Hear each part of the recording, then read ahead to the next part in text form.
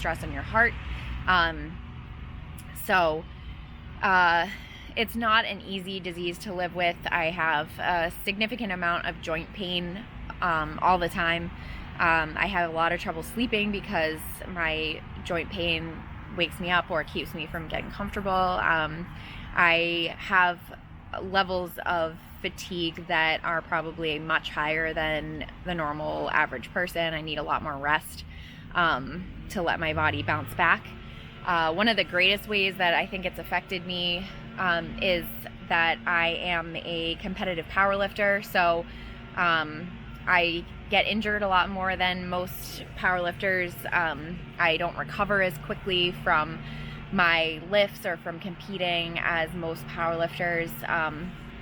My joints are, specifically my hips, are probably going to have to be replaced in the next couple of years. But strength training has really helped with my pain levels, and it's really helped actually prevent injuries due to dislocation.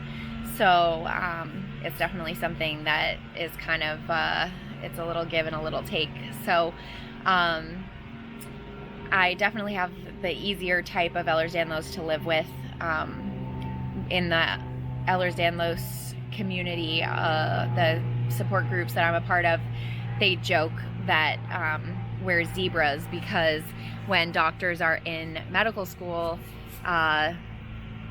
they're taught that if you hear hoofbeats to think horses, not zebras, meaning that if you see symptoms, try to fit them into a category of a disease that is very common. Don't assume that it's some super rare disorder. So we are the rare disorder, and we are the zebras. We don't fit into the normal categories of whatever you would expect.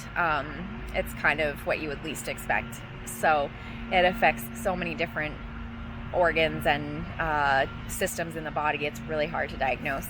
But it could be much worse. I'm very thankful that I'm still fully functioning. I can use my body, to exercise and to take care of my kids. I have friends who also have hypermobility type of Ehlers-Danlos, and even in their mid-20s and mid-30s, I have a few friends who are in wheelchairs, or they have braces on their legs and things like that, because the degeneration in their joints is just so significant. So I feel very blessed that that is not the case for me, but it is the case for a lot of people, and it's very challenging finding doctors who can help with the pain and the dislocations and all the problems that go along with it, because it's such a rare disorder that most people don't really know anything about it. So spreading awareness is really huge, and it's really key to being able to live with this disease in a way that's manageable, because we need to have healthcare providers who can help us with those kinds of pain management and bracing and things like that. So it's great that Haddad has chosen to do this project about Ehlers-Danlos. It brings a little bit more awareness, at least in a school setting. So I really appreciate that, and thank you so much for listening to what I have to say. I hope I answered some of the questions that you had. So thanks.